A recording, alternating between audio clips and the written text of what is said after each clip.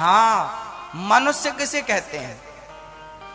मनुष्य उसी को कहते हैं जिसके सामने सूपड़खा जैसी भी न टिके और जिसके सामने रावण जैसे भी न टिके, उसे मनुष्य कहते हैं। है ना?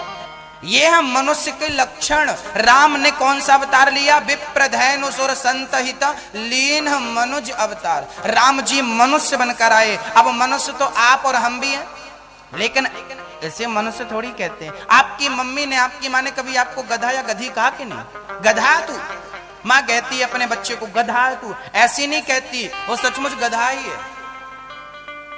इंसान में भी कई गधे मिलते हैं आपको, इंसान में भी कई गीदड़ मिलते हैं आपको। अर्थ क्या है? अर्थ यही है कि मनुष्य जैसे दिखने वाले को मनुष्य मत समझिएगा। जिसके अंदर मनुष्यता हो, मनुष्य के लक्षण हो, वही परिपूर्ण मनुष्य है। और ऐसे मनुष्य को ही परमात्मा अपना बनाते हैं, संबंध जोड़ते हैं। पहले हम मनुष्य बने और मनुष्य बन जाएंगे तो मनुष्य के बाद फिर हम देवता बनेंगे और देवता के बाद हम महान बनेंगे। स्वामी विवेकानंद जी, तुलसीदास जी, कबीरदास जी, जिनके भी आप नाम ले लो, ये सब कौन थे? ये सब मनुष्य ही तो थे, लेकिन अच्छे कर्म करके लोग आज देवता बन गए कि नहीं? महान बन गए कि नहीं? देवताओं का जो स्तर है उस स्तर को प्राप्त कर लिया कि नहीं? इंसान जब जन्म लेता है तो सब आम होता है ना? आम प्राणी होता है, लेकिन वो अच्छे कर्म करके, अच्छी भक्ति करके, अपने अच्छे प्रभाव से, अच्छे चरित्र से वो महान बन जाता, अच्छे व्यक्तित्व से वो महान बन जाता। तो मनुष्य तो घर घर है, पर मनुष्यता घर घर नहीं है। कहते हैं मनुष्य तो घर घर जन्म लेते हैं, पर मनुष्यता तो कभी कभी कहीं कहीं जन्म लेती है। मनुष्यता सब जगह नहीं है। नारद जी बोले, मैंने भगवान की सेवा करी, साधु संतों की, जो साधु संतों की सेवा करे उनका आदर करे, माँ बाप की सेवा करे, माँ बाप का आदर करे, जो बड़ों का आदर करे, बड़ों का सम्मान करे, भागवत की कथा सुने, वो मनुष्य है। तो आप और हम मनुष्य भी बने। नारद जी बोले, मैंने साधु संतों की इतनी सेवा करी कि उन्होंने मुझे मंत्र दे दिया, मंत्र का मैंने नित्य जाप किया, तो मैं मंत्र के प्रभाव से बड़ा सुखी हो गया। एक दिन मेरी माँ मुझे साधु संतों के साथ में जाने से रोक देती है कि आप मत जाओ, मेरा तो सहारा चला जाएगा। मैं रुक गया। मेरी माँ को एक दिन सांप ने डस लिया, माँ मर गई। मैंने माँ का अंतिम संस्कार किया और नारद जी बोले, मैं सीधा उसी मार्ग पर चला गया जहां पर साधु संत ने आगे बढ़कर के तपस्या चालू रखी। मैं जाता जाता एक घनघोर जंगल में पहुंचा। चारों तरफ वृक्ष थे, चारों तरफ सुंदर सा वातावरण था। मुझे लगा इससे बढ़िया एकांत में भजन करने का कोई अवसर नहीं होगा। मैं तुरंत उसी मंत्र का चिंतन करने लगा जो मंत्र मेरे गुरुजी ने मेरे कान में दिया था।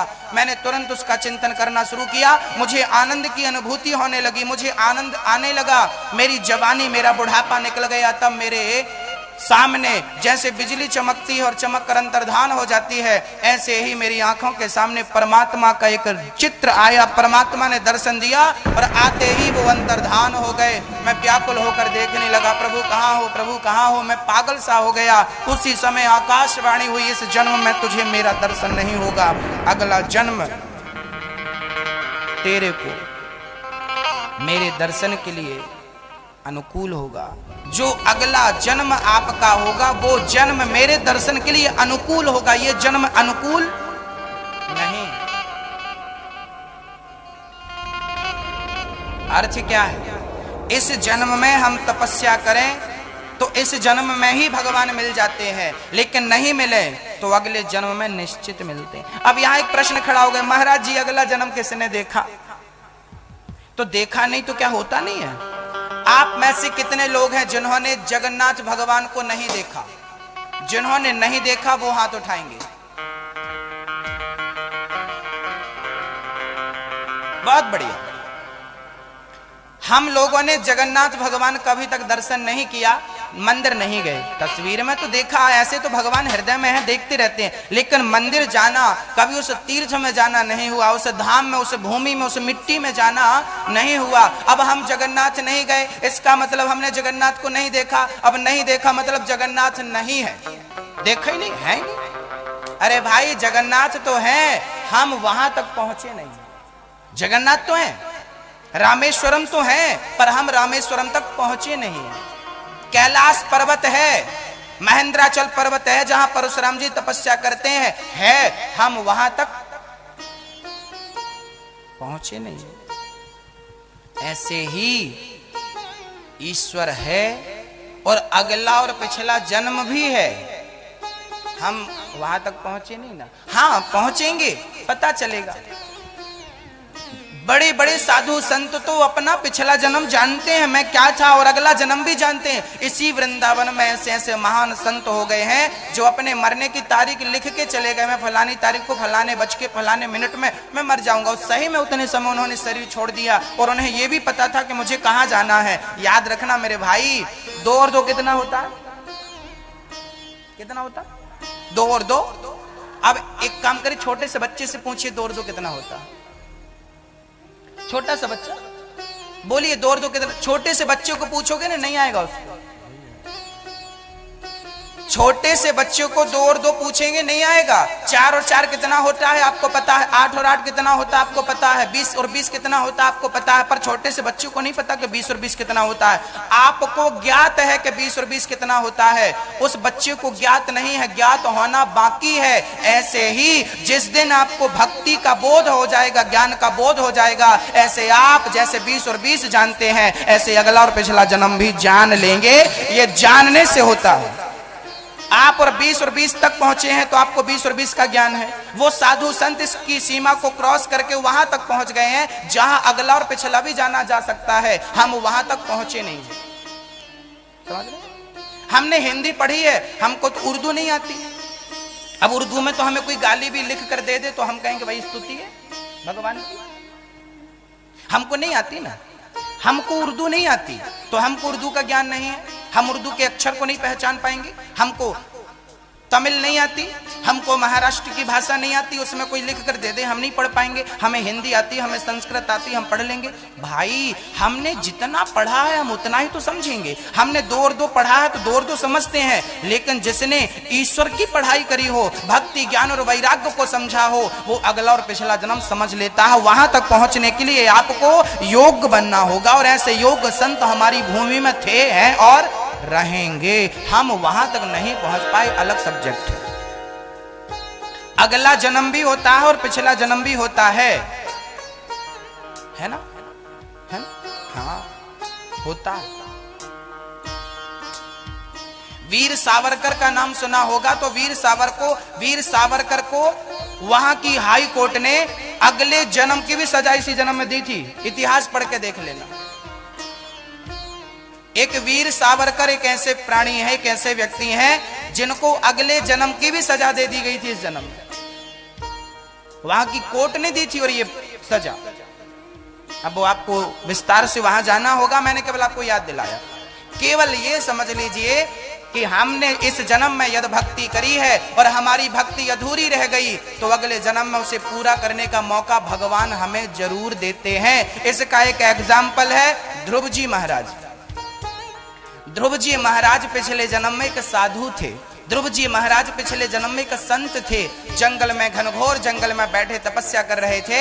भगवान को पाने के मात्र 6 महीने शेष बचे थे।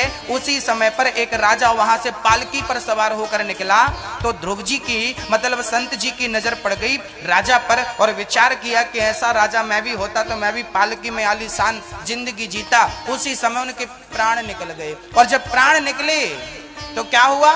6 महीने की तपस्या बाकी थी। वही संत ध्रुव के जन्म लेते हैं और 6 महीने तपस्या करने के पश्चात ही परमात्मा को प्राप्त कर लेते हैं। इस जन्म में हमने जो तपस्या करी है अगले जन्म में प्लस हो जाएगी। इसलिए भजन की शुरुआत आज से, अभी से कर लेनी चाहिए, कब प्राण निकल जाए। और यदि भजन करते करते शरीर छूटा तो अगले जन्म में निश्चित भगवान मनुष्य बनाएगा और फिर वहीं से शुरुआत करेगा जहां से हमने छोड़ा है। हाँ, और फिर परमात्मा को पाने में देर नहीं लगेगी। नारद जी इसके एग्जाम्पल हैं, ध्रुव जी इसके उदाहरण हैं। इससे बड़ा उदाहरण और क्या हो सकता है? नारद जी बोले संतों की संगत करोगे तो जिंदगी संवर जाए। नारद जी की बन गई। व्यास जी महाराज ने भागवत की रचना करी और भागवत की रचना करने के पश्चात उन्होंने भागवत को महाभारत से प्रारंभ किया। अश्वत्थामा के द्वारा द्रौपदी के 5 बच्चे मारे गए। द्रौपदी ने इन 5 बच्चों को जब देखा कि मेरे बच्चे मृत हो चुके हैं, रुदन करने लगी। अश्वत्थामा को पकड़ करके अर्जुन ने खड़ा किया, द्रौपदी इसे मृत्यु दंड दे दो। द्रौपदी बोली इसे मत मारिए, क्योंकि ये हमारे गुरु जी के पुत्र, गुरु जी का पुत्र है और गुरु पुत्र तो गुरु जैसा होता, इसे मत मारिए, इसे मुक्ति का दान कर दीजिए। भीम भैया बोले मैं छोड़ने वाला नहीं, दुष्ट को, बच्चों को मार डाला। द्रौपदी कहती है छोड़ दो। द्रौपदी दया की मूर्ति है। द्रौपदी कहती है इस हत्यारे को छोड़ दो। याद रखना भक्तों, कितना भी बड़ा पापी हो, कितना भी बड़ा अपराधी हो, उसे क्षमा कर देना हमारा स्वभाव होना चाहिए। राम जी ने क्षमा करना चाहा था रावण को, इसलिए राम जी ने पहले हनुमान जी को भेजा, बाद में अंगद जी को भेजा, जाओ समझाओ, यदि समझ गया तो भी मैं उसे माफ कर दूंगा। किसी ने राम से प्रश्न कर दिया कि प्रभु आपने तो भरत जी को अयोध्या का राजा बना दिया है, आपने तो लंका का राजा विभीषण को बना दिया है, मान लीजिए रावण आपकी शरण में आ गया तो रावण को कहां का राजा बनाओगे? चुनौती खड़ी हो जाती, क्योंकि ऑलरेडी राम ने भरत को अयोध्या दे दी है। पिता दीन मोहि कानन राजू, रामचंद्र जी जब अपनी मां कौशल्या से मिलने गए, जब पिता ने वनवास दे दिया, तब राम जी ने अपनी मां से ये नहीं कहा कि मेरे पिताजी ने मुझे वनवास दिया है। राम जी ने अपनी मां कौशल्या से ये कहा कि मां पिता दीन मोहि कानन राजू, मुझे जंगल का राजा बना दिया। मुझे अयोध्या तो छोटी है पर जंगल तो विशाल है। पिताजी ने मेरा हित किया और पूरे जंगल का राज्य मुझे दे दिया और अयोध्या का राजा भरत को बना दिया। भक्तों याद रखिएगा, भगवान श्री राम अपनी मां से कहते हैं, राम जी के मन में इतनी सी भी गिलानी नहीं है कि राम जी जा रहे हो तो पिता को कुछ कहें कि पिता कैसे हैं, कि भरत को प्रेम करते हैं, हमें तो प्रेम करते हैं, ऐसी कोई बात नहीं। राम जी क्षमा करते हैं। रावण को क्षमा करना चाहा पर वो शरण में नहीं आया।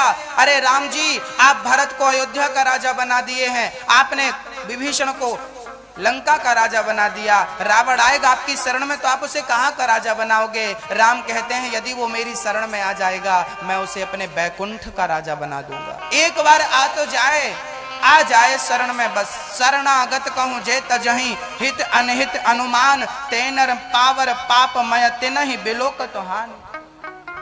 शरण में आए हुए को कभी त्यागिए मत। मां द्रौपदी कह रही है कि अश्वत्थामा को छोड़ दो, क्योंकि द्रौपदी दया की मूर्ति है। और तुलसीदास जी ने कहा है दया धर्म का मूल है, पाप मूल अभिमान, तुलसी दया न छोड़िए जब तक घट में प्राण। दया करो, जब आप दया करेंगे तो ईश्वर आपको याद करेगा। दया का उल्टा करो क्या होता? दया, दया याद। आप लोगों पर दया करो वो आपको याद करे। आप दया करते नहीं वो आपको याद करता नहीं। दया करना सीखिए। बहू पर दया करिए, सास पर दया करिए, अपने पति पर दया करिए, अपनी पत्नी पर दया करिए, अपने बच्चों पर दया करिए, अपनी माँ अपने पिता पर दया करिए। उन्हें रोने पर मजबूर मत करिए। उन्हें बुढ़ापे में उनका सहारा जो आप स्वयं हैं वो सहारा मत छीन लीजिए। दया करिए, अपने माँ बाप पर तो दया करो। दया नहीं आती, बूढ़ी माँ रोटी बनाती खाती अपना रहे, आप दया करो, खिलाओ, माँ बाप के चरण पकड़ो, सेवा करो, दया करो। जब आपको अपनी सास पर दया नहीं आती, आपको अपनी बहू पर दया नहीं आती, आपको अपने दीन दुखी लोगों पर दया नहीं आती, तो भगवान आप पर क्यों दया करे बताओ तो? वो भी कारण चाहता है कि तुमने उस पर दया करी। भगवान बोलते हैं कि मुझे कारण तो दे दो, दया करने का हेतु तो दे दो। पर हम तो कारण भी नहीं देते ना। दीजिए। जब मैं मर करके जाऊंगा, भगवान पूछेंगे हमसे क्या किया तूने। मैंने 80 साल की उम्र, मेरे सामने पूरा हिसाब आएगा। मैं जितने साल जिंदा रहा हूं, 10 साल, 20 साल, 25 साल, 50 साल, 100 साल, 100 साल, 10 साल, 110 साल, मैं जितने भी वर्ष जीवित रहा हूं, हर दिन का ईश्वर हिसाब लेगा। फलानी तारीख को आप वहां गए थे, 5 घंटे आपने फलाने की बुराई करी, क्या जरूरत थी? ये 5 घंटे माइनस करो। आधा घंटा आपने कथा सुनी है, चलो ये प्लस करो, इसका फल मिलेगा आपको। अच्छा, और ये 5 घंटे जो आपने निंदा चुगली करके समय बिताया, इसको इसकी सजा भी मिलेगी। समय दिया हमने, याद रखना ये समय हमारा नहीं है, समय ईश्वर का है, ईश्वर ने हमें दिया है। और समय का दुरुपयोग करोगे। पैसे दिए पिता ने आपको 100 रुपए, पिता ने आपको 100 रुपए दिए, ये बेटा जरा बाजार से कुछ सामान लाना, और आपने 100 रुपए अपने काम में खर्च कर दिए, तो पिताजी 100 का हिसाब मांगेंगे कि नहीं? और नहीं दोगे एक तमाचा भी जमाएगा, कहाँ किया 100 रुपए, क्या किया? ऐसे ही 100 साल की उम्र दी ईश्वर ने। ये 100 साल आपके नहीं थे, 100 साल मेरे नहीं थे, ईश्वर ने हमें दी है। और इस 100 का हिसाब देना पड़ेगा आपको, मुझे भी देना पड़ेगा आपको। मैं याद दोगे कि नहीं? कितने साल जिया है आपने? 80 साल, 50 साल, 75, जो भी आपने लिया उसका हिसाब आपको देना पड़ेगा। हम हिसाब दे पाए, क्या हम इस योग्य हैं? जिस दिन हम हिसाब देंगे तो जरा विचार करिए कि हमारे खाते में कितना पुण्य होगा और कितना पाप इकट्ठा होगा।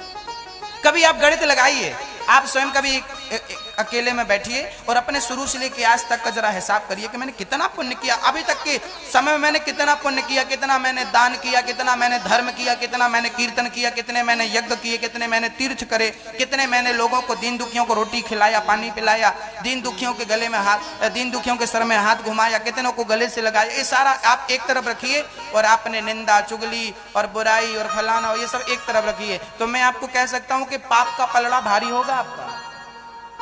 पुण्य तो कभी कभी करते हैं, कभी कभी किया, और इतने से पुण्य में इतना सारा पाप खत्म करवाना चाहते हो आप भगवान से। पुण्य ज्यादा करिए, पाप कम करिए।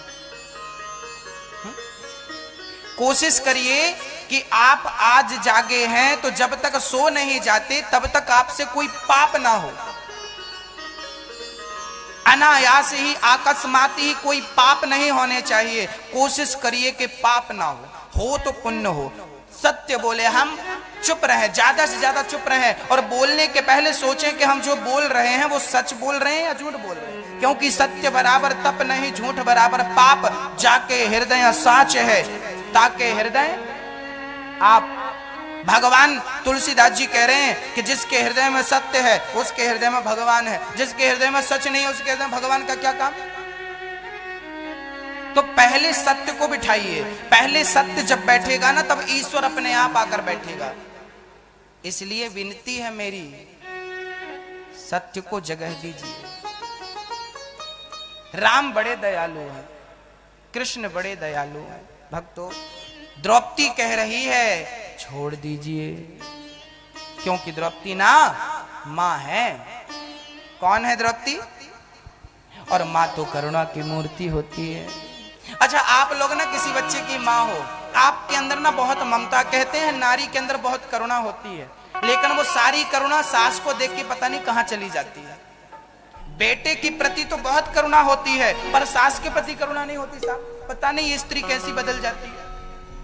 बेटे के लिए तो मां है, पर सास के लिए तो भयंकर है, ज्वालामुखी है। कहते हैं बाबा लोग पाखंडी होते हैं, और आप लोग क्या हो? यदि ऐसे ही आचरण है तो आपको क्या कहा जाएगा? वैसे आप तो अच्छे लोग हैं। आप लोगों को नहीं बोल रहे हैं, जो लोग ऐसे हैं उनको बोल रहे हैं। क्षमा करना मैया, आपकी सास भक्ति में मैं प्रश्न चिन्ह नहीं लगा रहा हूं। आप तो करती हो, लेकिन बहुत सारी बहुएं ऐसी भी मार्केट में है जो अपने बच्चे से तो बहुत प्यार करती हैं, लेकिन अपनी सास को देखती हैं तो ऐसे देखती है जैसे दुश्मन को देख रही हैं। उनको बोल रहा हूं, माँ तो माँ होती है। इसलिए जैसी ममता माँ के अंदर होती है, ऐसी ममता सबके प्रति होनी चाहिए। हम जितना बेटे से प्यार करते हैं उतना ही प्यार हम अपनी सास से, अपने ससुर से, अपने पति से, अपने भगवान से भी उतना ही प्यार करें, क्योंकि हम माँ हैं। और माँ कैसी होती है। नवरात्रि में माँ आती है, गली गली माँ बैठती है, तो माँ ये थोड़ी कहती है इसने हमें बिठाया है इसलिए हम इसको ये आशीर्वाद देंगे और इसको नहीं देंगे। ऐसा होता क्या? अरे माँ तो माँ है, जगत जननी तो जगत जननी जगदम्बा है, सबकी माँ है, सब पर बराबर करुणा, बच्चे से लेके वृद्ध तक बराबर करुणा। यदि वो माँ अंतर नहीं समझती तो आप माँ अंतर क्यों समझती हो? आप भी तो माँ हो, जैसी वो जगदम्बा है ऐसे आप भी जगदम्बा हो। आप भी किसी बच्चे की माँ हो, आप भी किसी बच्चे की भगवान हो, तो आप भगवान होकर ऐसी गलतियां करोगे? बताइए भगवान कोई गलती करता है क्या? अरे आप मेरी माँ मेरे लिए भगवान है, तो बताइए मैंने उसे भगवान का दर्जा दिया तो उसे भी भगवान बन के रहना चाहिए ना। आपका बेटा आपको भगवान कहता तो आपको भी भगवान बनना चाहिए, लेकिन भगवान कहता है बेटा और आप अपनी सास पर अत्याचार कर रही हो, ससुर पर अत्याचार कर रही हो, फलाने पर, तो ये भगवान के लक्षण थोड़ी है। माँ द्रौपदी माँ है ना, करुणा की मूर्ति है, और माँ वही है जो सब पर दया करे। द्रौपदी ने अश्वत्थामा पर भी दया किया जिसने उनके पुत्रों को मार दिया था, मार दिया।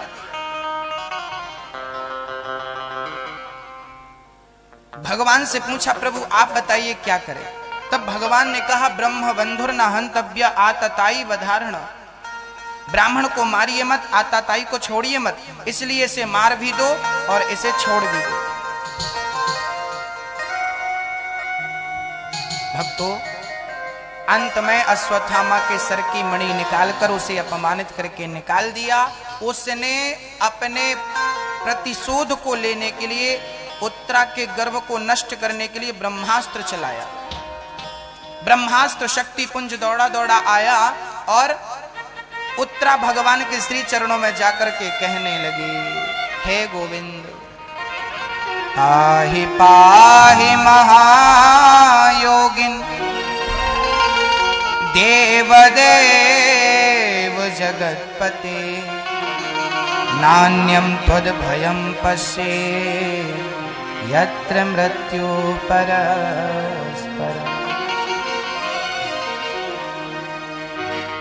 चरणों में गिर पड़ी उत्तरा, प्रभु मेरे बच्चे को मारने के लिए अश्वत्थामा ने ब्रह्मास्त्र चला दिया, मुझे बचाओ। भगवान ने तुरंत अश्वत्थामा के उस ब्रह्मास्त्र को अपने सुदर्शनास्त्र से खंडित किया और उत्तरा के गर्भ में प्रवेश करके भगवान ने भक्त की रक्षा करी।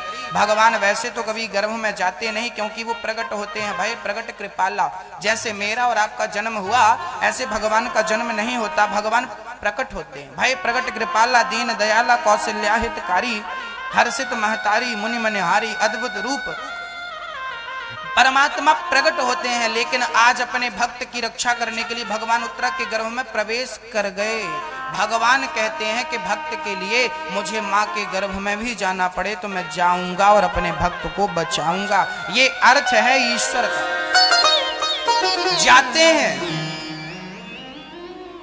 गए उत्तरा के गर्भ में, भक्त को बचाए और वहां पर उत्तरा ने भगवान की स्तुति करी और वहां पर कुंती बुआ मिल गई। कुंती बुआ ने लगे हाथ भगवान की स्तुति करते हुए कहा, कृष्णाय वासुदेवाय देवकी नंदनाय च नंद गोप कुमाराय गोविंदाय नमो।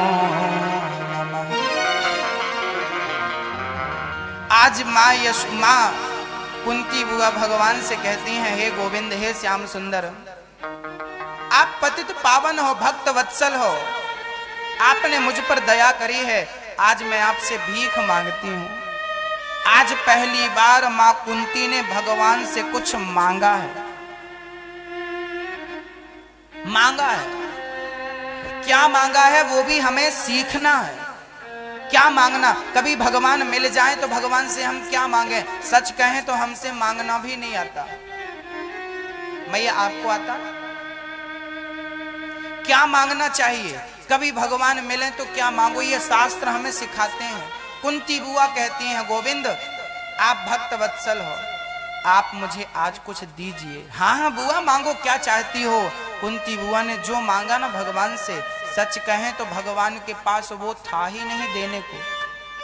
बताइए ऐसा क्या है जो भगवान अपने भक्त को नहीं दे सकते? बताइए। ऐसा क्या है जो भगवान अपने भक्त को नहीं दे सकते? क्या क्या क्या कोई मां अपने बेटे को दुख दे सकती है? दे सकती है? सपने में भी हम नहीं सोच सकते। दुनिया की कोई मां अपने बच्चे को दुख नहीं दे सकती। जैसे मां बच्चों को दुख नहीं दे सकती, ऐसे भगवान भी मां है और वो अपने भक्त को कभी दुख नहीं दे सकता। और कुंती बुआ ने यही मांगा। कुंती बुआ ने क्या मांगा? विपदा संतु नहा शाश्वत तत्र तत्र जगत गुरु भवतो दर्शनम यत्स्यात् अपुनर्भव दर्शनम। हे श्याम सुंदर, कुंती बुआ कहती है हमें विपत्ति विपदा संतु नः शाश्वत तत्र तत्र जगत गुरु, हमें विपत्ति दे दीजिए। कुंती बुआ को देखकर भगवान आश्चर्य में बोले, मां जब से होश संभाला आपने विपत्ति ही पाई। अरे लाक्षागृह में बंद करके कौरवों ने आग लगा दी थी। लाख का घर बनाया था कौरवों ने। लाख जानती हो मैया, वो चूड़ी पहनती हो ना लाख वाली, उसका घर बनाया था कौरवों ने और उसमें बंद करके कौरवों को आग लगा दी। पांडवों को बंद करके कौरवों ने आग लगा दी, दुर्योधन ने। और वो कितना भयंकर होता, पिघलता है। वो मारना चाहा पांडवों को कौरवों ने। कुंती बुआ बोली, प्रभु उस समय तो मेरे बच्चे बड़े भी नहीं थे, जिम्मेदारी जानते ही नहीं थे, तब आपने रक्षा करी थी, आपने बचाया था। प्रभु पग पग पर पल पल पर आपने मेरी रक्षा करी, आपने मुझे बचाया। अब मैं किस पर भरोसा करूं आपको छोड़कर? प्रभु अब तो मुझे लगने लगा है कि मेरे दुख में ही मेरा कन्हैया मेरे साथ होता है, सुख आते ही वो छोड़कर दूर खड़ा हो जाता है कि तू तो सामर्थ हो गया, सामर्थ्यवान हो गया। बच्चा जब चलने लगता है माँ दूर हो जाती है, और जब चलना शुरू किया होता है तो पास में साथ साथ चलती है, गिरेगा तो पकड़ लूंगी। ऐसे जब भक्त असमर्थ होता है तो पकड़ने के लिए भगवान साथ होता है, और जब सामर्थ्यवान हो जाता है भगवान दूर खड़ा हो जाता है। इसलिए प्रार्थना करता हूं कि भगवान के सामने सदा बच्चे रहना, सामर्थ्यवान कभी मत बनना, क्योंकि हम गिरेंगे तो वो खड़ा रहेगा बचाने का। और सामर्थ्यवान कौन बन जाता है? जो ये कहने लगता है मैंने ये किया, मैंने ये किया, मैंने ये किया, मैं करने लगे, समझ लो कि वो सामर्थ्यवान हो गया। जो ये कहे कि मेरे कन्हैया ने ये काम कर दिया, करते हो तुम कन्हैया, मेरा नाम हो रहा है। हाँ, मुझे आज जो भी खुशी मिली है, आज मुझे जो भी उपलब्धि मिली है, वो उपलब्धि मेरी मेहनत से नहीं, वो उपलब्धि मेरे कृष्ण की कृपा से मिली है। जो भी मिला है आज मुझे वो कृष्ण की कृपा से मिला है। इसका मतलब है कि मैं अभी भगवान की शरण में हूं। और जब मैंने ये कहना शुरू कर दिया, मेरी मेहनत से मुझे ये मिला, मेरी मेहनत से मुझे ये मिला, मेरे टैलेंट से मुझे ये मिला, मेरी योग्यता से मुझे ये मिला, भगवान बोले तू सामर्थ्य, तू अपना काम कर। दूर खड़े हो गए भगवान।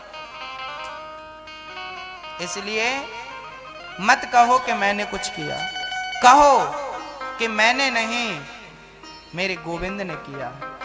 उन्होंने अपनी गोद में मुझे बिठाया है और गोद में बिठा करके मुझे पूरा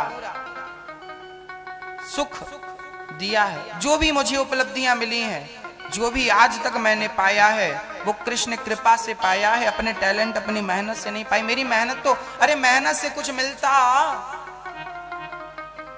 तो मजदूर करोड़पति हो जाता। मेहनत करने से धन नहीं मिलता।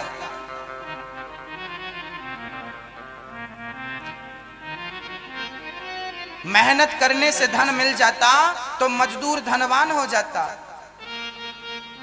अर्थशास्त्री को अर्थ की पढ़ाई करने से यदि अर्थशास्त्री को धन मिलता तो बड़े बड़े अर्थशास्त्री भारत में हैं, उन्हें धन मिल जाता, वो धनवान बन जाते। अर्थ पढ़ने से, अर्थशास्त्र करने से कोई सोचे पहलवान को धन मिलता तो बड़े बड़े पहलवान डोल रहे हैं। ताकत आ जाए तो धन मिल जाए, सामर्थ्यता आ जाए तो धन मिल जाए। लक्ष्मी बुद्धिमान को नहीं मिलती, लक्ष्मी टैलेंट वाले को नहीं मिलती, लक्ष्मी तो पुण्यात्माओं को मिलती है। जो पुण्य करता है वो लक्ष्मी का पुत्र बन जाता है। पुण्य से लक्ष्मी मिलती है, इसलिए पुण्य करिए। आपने कोई पुण्य किया होगा जिस पुण्य के कारण आपके बच्चे सामर्थ्यवान हैं। माँ बाप के पुण्य से बच्चों को यश मिलता है, माँ बाप के पुण्य से बच्चों को लक्ष्मी मिलती है। इसलिए आप स्वयं पुण्य करिए, पुण्य करिए, और पुण्य से ही वृंदावन धाम मिलता है। आप लोगों ने भी कोई ना कोई पुण्य किया होगा, क्योंकि माँ बाप के पुण्य से बच्चे को धन धान्य मिल सकता है, लेकिन माँ बाप के पुण्य से बच्चे को वृंदावन धाम नहीं मिल सकता। वृंदावन धाम के लिए तो खुद को पुण्यात्मा होना चाहिए, खुद के पुण्य से वृंदावन मिलता है। इस जीवन में या पिछले जीवन में कोई पुण्य होगा जिस पुण्य के कारण हमें आज यहाँ बैठकर कथा श्रवण करने का सौभाग्य मिला। धन्य है आप सब लोग, और धन्य है परीक्षित जी जिन्होंने यहाँ यजमान बनकर के भागवत श्रवण करी और अपने पूरे परिजनों को, पूरे परिवार को यहाँ ला करके आपने भागवत श्रवण कराई, और आपके द्वारा हम सबको भागवत श्रवण करने का सौभाग्य मिला। आज किस्मत को कितना हम सराहें। जीवन में ऐसे अवसर बार बार नहीं आते, ऐसे अवसरों का खूब लाभ उठाना चाहिए, बहुत लाभ उठाना चाहिए।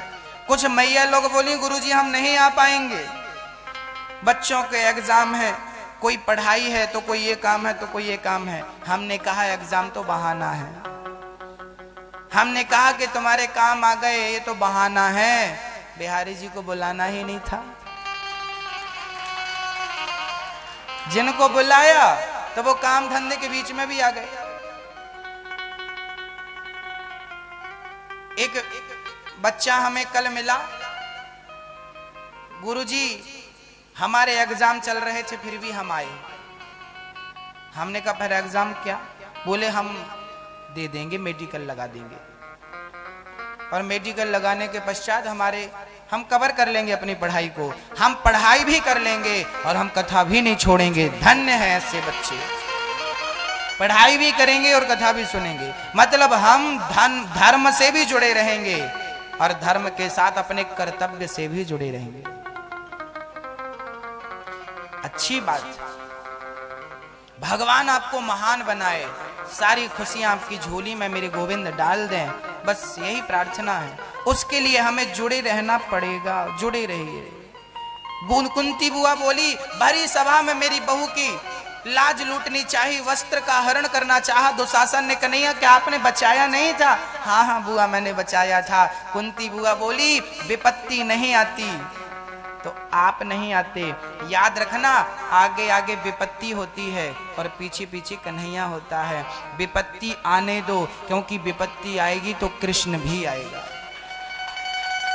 दुख आने दो, दुख आएगा तो कृष्ण के होने का एहसास कराएगा।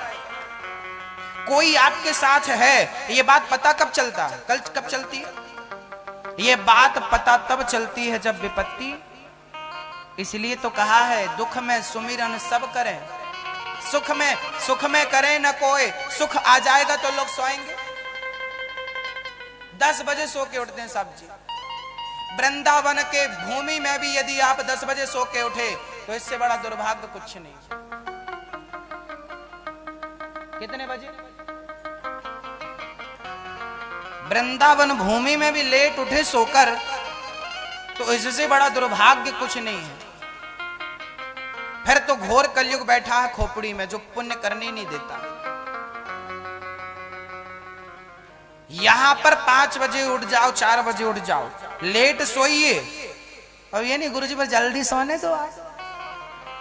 आप रात को भी सत्संग करोगे तो हम जल्दी कैसे सोएंगे? रात को भी सत्संग, सवेरे भी सत्संग, दोपहर को भी सत्संग। कम सोइए। यहां सोने आए, यहां अपने आप को मजबूत करिए। 7 दिन तो है, फिर तो घर में सोने कोई बोलने थोड़ी जा रहा है, उठो सोइए। यहां आज का प्रोग्राम मैं बता दूं आपको। अच्छा, कुछ माताओं बहनों का कहना है कि गुरुजी हम बरसाना, नंदगांव, गोकुल, गोवर्धन जाना तो चाहते हैं पर साधन नहीं मिल रहा है भरपूर, तो क्या आप बस करवा दोगे? तो हम आप लोग कहेंगे तो आप लोगों के लिए कि बस अरेंज करा सकते हैं। कौन कौन है जो बस से जाना चाहेंगे? फिर बसों की हम व्यवस्थाएं करा देंगे। उसमें आपका किराया जो भी आप वो बस वाले बताएंगे भाई, वो आप किराया दे करके और आप जा सकते हैं। तो ऑटो से आप लोग बोल रहे थे कि बहुत ज्यादा पैसे मांग रहे हैं ऑटो वाले भाई, कोई बात नहीं, हम करा देंगे। बस वाले से हमने आज बात कर ली है, वो कल फाइनल जवाब देंगे तो हम आपको बता देंगे। हा?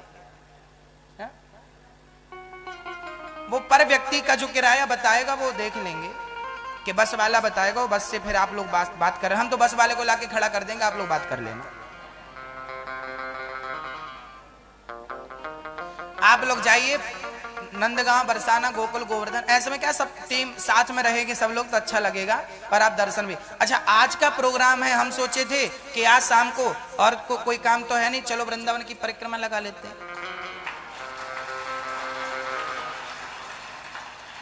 तो वृंदावन की परिक्रमा में क्योंकि हमारी वृद्ध माताएं हैं, तो वृंदावन की परिक्रमा तो हम जब यहाँ पर विद्या अध्ययन करते थे तब 1.5 और 2 घंटे में लगा लेते थे, दौड़ दौड़ करके। लेकिन हमारे साथ चूंकि वृद्ध माताएं हैं तो वृंदावन की परिक्रमा में कम से कम 4 घंटे तो मान लीजिए, 3.5 घंटे तो फिर भी लग ही जाएंगे। 4 हम लेके चलें तो हमें कितने बजे निकलना पड़ेगा? 3:30 और 3:45 बजे हम यदि निकल जाएं, 3:45 बजे यदि हम निकल जाएं तो हम यमुना दर्शन भी बढ़िया समय पे कर लेंगे। तो यमुना जी का दर्शन, उसके लिए आपको क्या करना होगा कि आप अपने यहां से एक दीपक तैयार कर लीजिए। यदि दीप दान करना हो तो, दीप दान करना हो तो आटा का बढ़िया दिया बनाइएगा, एक दौने में रखिएगा और वो फिर मछली भोजन भी हो जाएगा। मछली को कुछ दाना वाना आप ले जा सकते हैं, मछली के लिए कुछ ले जा सकते हैं। वहां ढेर सारे बंदर मिलेंगे तो चने खरीद सकते हैं। और कृपया चश्मा लगाकर मत जाइए, चश्मा बंदर छीन लेगा। बिहारी जी जाओ तो चश्मा संभालो, क्योंकि वृंदावन का बंदर चश्मे को पहले उतारता है। बंदर कहना चाहता दुनिया देख ली चश्मा लगा के, अब यहाँ तो उतार चश्मा और भक्ति का चश्मा लगा के वृंदावन को देख, इसलिए चश्मा छीन लेता। वृंदावन का बंदर चश्मा छीन लेता। तो भाई आज परिक्रमा लगाने के लिए कौन कौन तैयार है? लगाएंगे? अच्छा, जो हमारी माताएं बहनें चल नहीं पाती तो रास्ते में आप ई रिक्शा में बैठ जाइए। 10, 20, 25 कदम आप रिक्शे पर चलिए, फिर 2-4 कदम पैदल चलिए, फिर रिक्शे पर चलिए, फिर पैदल चलिए, 2 कदम तक चलिए। आप थोड़ा चलना चाहें, थोड़ा बिल्कुल भी नहीं चलना चाहें तो आप रिक्शे पर भी कर सकते हैं परिक्रमा, कोई प्रॉब्लम नहीं है, कोई समस्या नहीं। रिक्शा वाला भाई रास्ते में मिलते जाएंगे, हम और आप जो वृद्ध माताएं हैं आप तुरंत रिक्शा रोकिए और बैठ जाइए और चल आप आगे उतर जाइए, फिर हम लोग मिल जाएंगे, फिर आप आगे चले जाइए, फिर मिल जाएंगे। ऐसे करते करते सबको लगाना ही है परिक्रमा। तो जो पैदल चलना चाहे पैदल चलें, रिक्शे से चलना चाहे रिक्शे से चलें, कोई पाबंदी नहीं है। जूता चप्पल पहनकर चलना चाहे पहनकर चलें, उतार करके चलना चाहे, नंगे पैर चलना चाहे नंगे पैर चलें। परिक्रमा नंगे पैर ही लगाई जाती है, लेकिन आपके पैरों में छाले ना पड़े इसके लिए आप जूता चप्पल पहन सकते हैं। आपकी सुविधा देखिए। बोलिए बांके बिहारी लाल की जय। ठीक है, तो भोजन करके थोड़ा सा आप आराम कर लीजिए और 3:45 बजे इसी हॉल में कृपया सब मिल जाइए। 3:45 बजे उस रास्ते पर हमें बिहारी जी भी मिल जाएंगे, शाम के दर्शन। लेकिन उसके लिए ये है कि बिहारी जी के मंदिर में यदि आपका किसी से संपर्क टूटा तो आप रास्ता भटक जाएंगे, फिर बिहारी जी के मंदिर से आपको सीधा राधे श्याम आना पड़ेगा, क्योंकि वो शॉर्टकट रास्ता है पीछे का पीछे। तो कृपया सब साथ में रहिए, तब हम चल के थोड़ी देर में बिहारी जी के दर्शन भी कर सकते हैं और फिर वहीं आकर फिर परिक्रमा चालू कर लेंगे। पास में निधि वन भी पड़ता है ना, वो हम प्लान कर लेंगे अभी। और आपको कृपया सब अपना बैच लगाएंगे ताकि वो पहचान रहे कि ये हमारे यात्री हमारे अपने लोग हैं। तो कोई भी वहां छूटे तो आप एक दूसरे को पकड़ सकते हैं, एक दूसरे की मदद कर सकते हैं। बिहारी जी के रास्ते में हम पीछे के रास्ते से चलेंगे परिक्रमा मार्ग वाले, और बिहारी जी का दर्शन करके पीछे के पीछे आ जाएंगे। बिहारी जी के दर्शन करने हम जहां से जाएंगे वहां से वापस आएंगे। आप कृपया अपने मन से कहीं भी मत चले जाइएगा, तो फिर आप रास्ता किसी से पूछ लीजिएगा। चलिए, आपको किसी भी प्रकार की असुविधा ना हो इसलिए मैंने आपको सारी जानकारी दी है। आइए अब आगे चलते हैं। बोलिए बांके बिहारी लाल की जय हो। आज रात्रि के 8:30 बजे से 9:15 बजे तक यहाँ पर हम बैठेंगे। आप लोग भोजन परिक्रमा लगा के आएंगे, उसके बाद आप लोग भोजन प्रसादी करेंगे, और आप भोजन करके आपको थक जाएं तो आप कमरे में जा सकते हैं और प्रश्नोत्तरी करेंगे। आज यहाँ 2-5 मिनट का सत्संग कर लेंगे। आपको कोई पूछना हो पूछते जाइए, उत्तर देते जाएंगे, सत्संग हो जाएगा। सत्संग करने के बाद 9:30 बजे आप कमरे में जाइए और बहुत आराम से सो जाइए, क्योंकि आप थक जाएंगे। बोलिए भागवत भगवान की जय। अब बड़े प्रेम से चलते हैं भागवत जी के श्री चरणों में। कुंती बुआ ने भगवान से कहा कि प्रभु हमें दुख दीजिए। भगवान ने उनको कहा कि बुआ मैं दुख कहां से लाऊं, एक काम करो मुझे ही ले लो। भगवान ने अपने आप को कुंती बुआ के श्री चरणों में समर्पित कर दिया। भगवान श्री कृष्ण कुंती बुआ के हो गए। अब इसके बाद पितामह भीष्म बाणों की सैया पर लेटे थे, तो भगवान उन्हें दर्शन देने गए और उन्होंने भगवान की स्तुति करी और भगवान के श्री चरणों में समा गए। कुंती बुआ अब पितामह भीष्म बाणों की सैया पर लेटे लेटे भगवान की स्तुति करते हुए कहते हैं, हे प्रभु इति मति रूपी कल्पिता वितृष्णा भगवती सात्वत पुंगवे विभूमि। हे प्रभु इति मति रूप, ये जो मेरी मति है ना, ये आपके श्री चरणों में समर्पित करना चाहता हूँ, मेरा कल्याण करो। पितामह भीष्म कहते हैं जब बाणों की सैया पर मैं लेटा उसके पूर्व आपने, जब मैंने अर्जुन पर बाणों की वर्षा करी, आप रथ का पहिया लेकर दौड़ पड़े और मेरी प्रतिज्ञा को रखने के लिए आपने अपनी प्रतिज्ञा को तोड़ दी। क्योंकि महाभारत के युद्ध में भगवान श्री कृष्ण ने प्रतिज्ञा ली थी कि मैं अस्त्र शस्त्र नहीं उठाऊंगा, और पितामह भीष्म ने प्रतिज्ञा ली थी कि मैं अस्त्र शस्त्र उठवा कर ही रहूंगा। अर्थ क्या है, मानो भगवान कहते हैं कि भक्त की प्रतिज्ञा को बचाने के लिए मुझे अपनी प्रतिज्ञा तोड़नी पड़े, तो भगवान अपनी प्रतिज्ञा तोड़ देते हैं। आप लोगों ने भी कभी ऐसी उल्टा सीधी प्रतिज्ञाएं ले ली हो तो तोड़ देना चाहिए। कई लोग तो प्रतिज्ञा ले लेते आज के बाद हम तुम्हारी देहरी में नहीं आएंगे, आज के बाद हम फलाने की शक्ल नहीं देखेंगे, ऐसी प्रतिज्ञा लेते लोग। तोड़ दो इनको, ये मतलब की नहीं है। भगवान ने अपनी प्रतिज्ञा तोड़ दी अपने भक्त के लिए। अरे प्रतिज्ञा लेना ही है तो प्रतिज्ञा ले लो कि जब तक बिहारी जी के दर्शन नहीं हो जाएंगे तब तक बिहारी जी का भजन छोड़ेंगे नहीं, भगवान का स्मरण छोड़ेंगे नहीं। प्रतिज्ञा ले। फिर देखिए जीवन आनंदमय होगा। भक्तों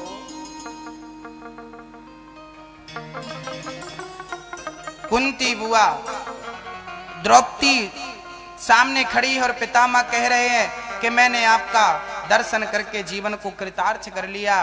पांडवों को उपदेश दे रहे हैं बुरा मत देखना, आप अपने जीवन में अपनी आंखों से कभी भी बुराई को देखिएगा मत, कानों से कभी बुराई सुनिएगा मत, और वाणी से कभी बुराई निकालिएगा मत। याद रखना मेरी माँ, इन 3 जगह से ही बुराइयां अंदर प्रवेश करती हैं। कहां से? आंख, कान और मुख, यहां से सबसे ज्यादा बुराई प्रवेश करती है। काम कहां से अंदर जाता है? काम चक्षु से अंदर जाता है। आंख यहां से सुंदर व्यक्ति को देखा, अच्छा लगा, अब ये आंख बार बार उसे देखने का मन करती है, कहती है वो देखो, उसे देखो, उसे देखो। इसलिए कहा हमारे विद्युत जन ने कि इन आंखों को भगवान के चरणों में लगा दो। ये आंख जब भी जिद करे तो कृष्ण को देखने की जिद करे, क्या किसी व्यक्ति विशेष को देखने की जिद ना करे। आंख इसको बचाइएगा, क्योंकि व्यक्ति यहां से बिगड़ता है। लोग कहते हैं ना गुरुजी हमारा बेटा बिगड़ गया, ये तो सोचो बिगड़ा कहां से? आंख से बिगड़ा है कि कान से बिगड़ा है कि मुंह से बिगड़ा है? आंख से बिगड़ जाएगा तो किसी भी बहन बेटी को गंदी निगाहों से देखेगा, ये आंख का बिगड़ना है। कान से बिगड़ जाना, कान से बिगड़ जाने का अर्थ है बात बात में झूठ बोलना, बात बात में किसी की निंदा करना, बात बात में अपने आप को अच्छा सिद्ध करके दूसरे को नीचा दिखाना, ये कान का बिगड़ना है। जब कान बिगड़ते हैं ना तो बस कथा अच्छी नहीं लगती, किसी की बुराई अच्छी लगती है। जब कान बिगड़ते हैं तो भगवान का नाम अच्छा नहीं लगता, दुश्मन का नाम लेते ही आग बबूला हो जाता। कान बिगड़ जाना और मुंह बिगड़ जाना, मुंह बिगड़ जाना सबको पता है ना? बहुत मुंह बिगड़ रहा है। मंथरा का मुंह बिगड़ गया था, वाणी बिगड़ गई, कैकेयी की भी वाणी बिगड़ गई, मुंह बिगड़ गया, 2 वरदान मांग ली, यही तो मुंह बिगड़ना भाई।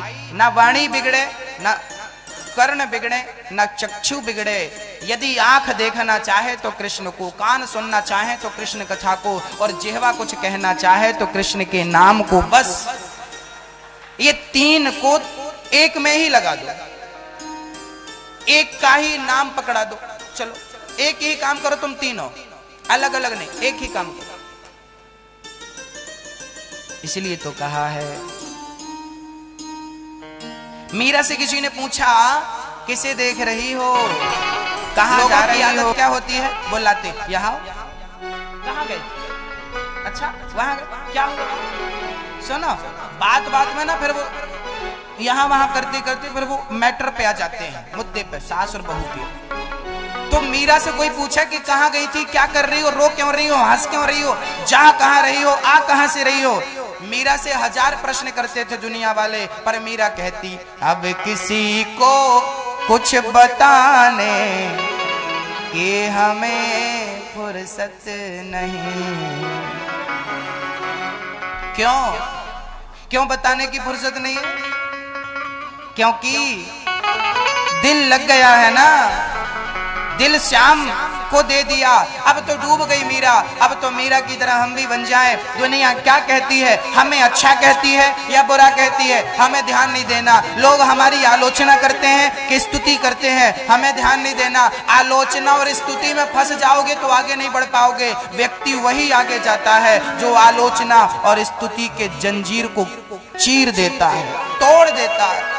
बढ़ जाइए आगे, आलोचना में मत फंसिए, स्तुति में। कोई आपकी स्तुति करे, आप बहुत अच्छे हो, बहुत अच्छे हो, आपकी जय हो ना, यहाँ मत फंसिए। ये फंसाने का बंधन है भाई, बंधन तो बंधन है। चाहे लोहे की हथकड़ियां हो, चाहे सोने की हथकड़ियां हो, हथकड़ियां तो हथकड़ियां होती हैं।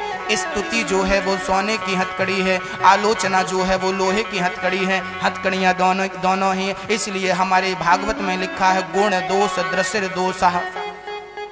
गुण देखना भी अच्छा नहीं है और दोष देखना भी अच्छा नहीं है। गुण देखना है तो कृष्ण के गुण देखो। अरे जमाने के लोगों के क्या गुण देखना, गुण देखना है तो गोविंद का गुण देखो। और दोष देखना है तो बुरा जो देखन में चला, बुरा न मिलिया कोई, जो दिल खोजा अपना मुझसे बुरा न कोई। मैं सबसे बुरा और मेरे बिहारी जी सबसे अच्छे। अच्छाई देखना है बिहारी जी की, बुराई देखना है खुद की। हो गए संत, हो गए महंत, हो गए महान। ये चीज आ जाए तो महान है, और नहीं आए ठीक। पितामह भीष्म ने स्तुति करी, भरी सभा में द्रौपदी की साड़ी खिंच रही थी। किसको बुलाया था? द्रौपदी ने। एक सज्जन हमसे बोले पहले तो द्रौपदी की लाज लुटती थी तो भगवान आते थे चीर बढ़ाने बचाने, आज बहुत सारी द्रौपदियों की लाज लुट जाती है, भगवान क्यों नहीं आते? हमने कहा पहले बुलाने वाली द्रौपदी थी, आज बुलाने वाली द्रौपदी ही नहीं है, यही तो समस्या। जिस दिन द्रौपदी के प्रेम और द्रौपदी के भाव से कोई बुलाएगा तो आज भी भगवान उसकी रक्षा करने आएंगे। बुलाने वाली द्रौपदी नहीं है, यही विडंबना है। हाँ आ जाते हैं राम, कोई बुला कर देख ले। कौन कहता है भगवान आते नहीं? भगवान आते हैं, तुम द्रौपदी की तरह बुलाते कहाँ हो? अच्युतम केशवम,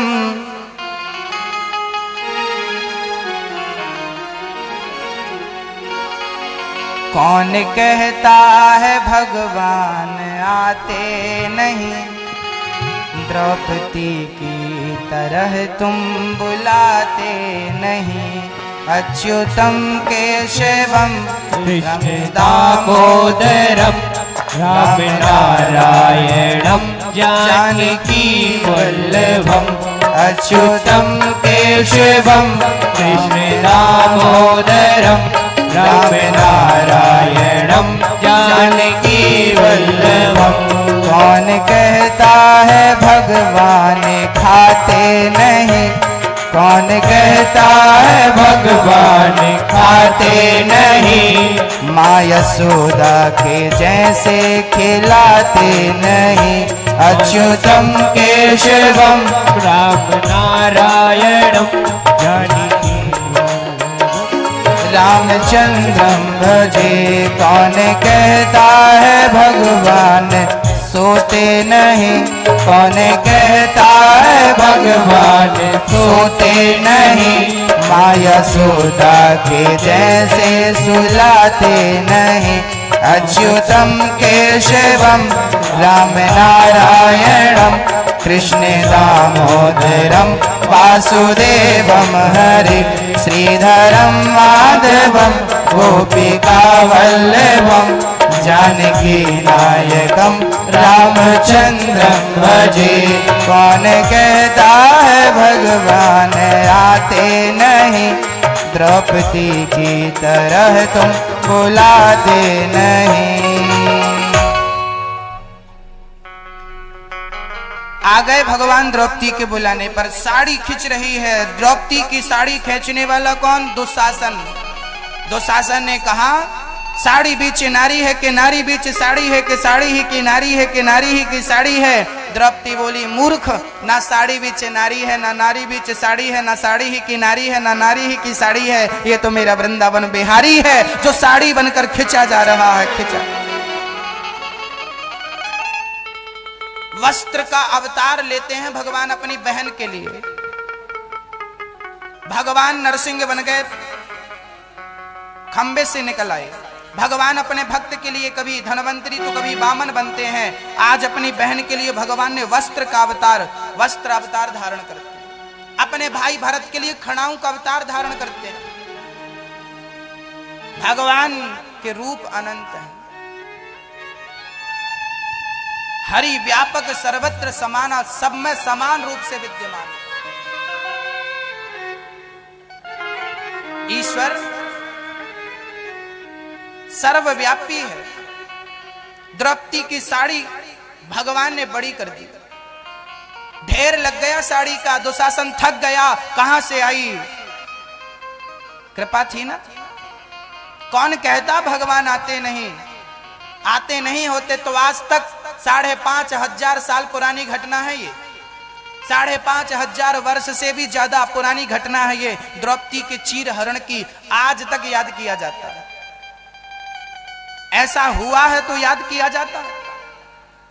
चीर बढ़ाते हैं वो, गोपियों का चीर चुराते हैं। किसी ने भगवान से पूछा इतनी साड़ी आप कहां से ले आए? भगवान बोले हमारे भक्तों से लेना देना चलता रहता है। गोपियों का चीर चुराया, द्रौपदी का चीर बढ़ा दिया। किसी से लिया, किसी को दिया। ये भक्त का भगवान से कांटेक्ट बना रहता, लेना देना चलता रहता है। आप क्या समझते हैं?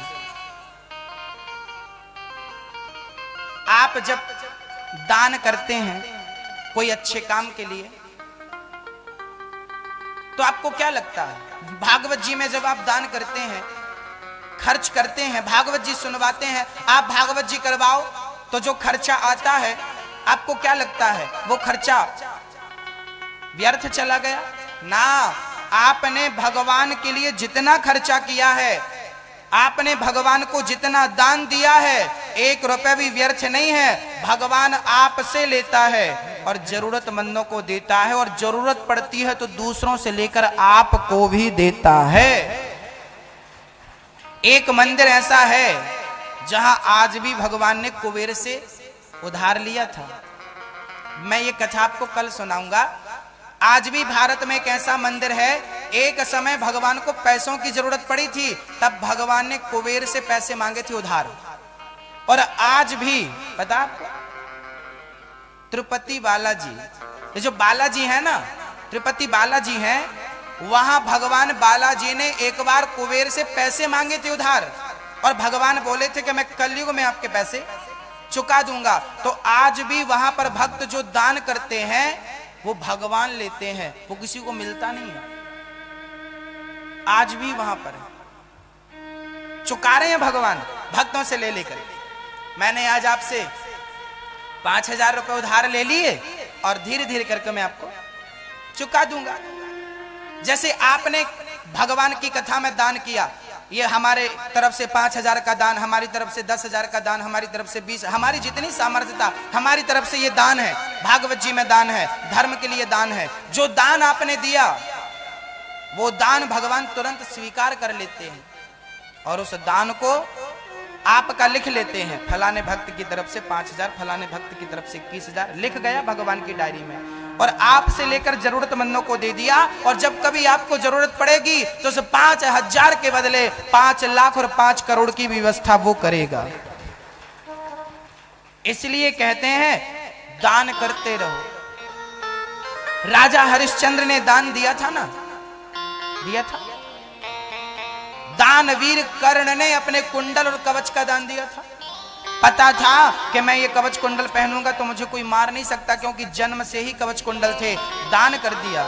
ऐसे दानी कर्ण को एक ही वीर है इस दुनिया में जिसे हम दानवीर कहते हैं, और उस दानवीर का नाम दानवीर। मोर ध्वज जैसे दानवीर, मोर ध्वज जैसे दानी, हरिश्चंद्र जैसे राजा रंतिदेव, राजा शिवी, इन सब की चर्चा में सुनाऊंगा। दान साधारण चीज नहीं है, कलयुग में केवल दान है।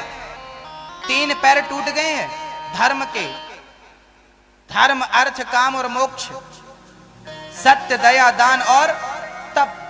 सत्य दया दान और तप में सत्य दया और तप 3 पैर कलयुग में बैल के धर्म के टूटे हैं। एक पैर बचा है, वो है दान। ये न केन प्रकारेण दान करे सब काम। जो दान करता है, आज दान करने के बल पर ही देखिए ना,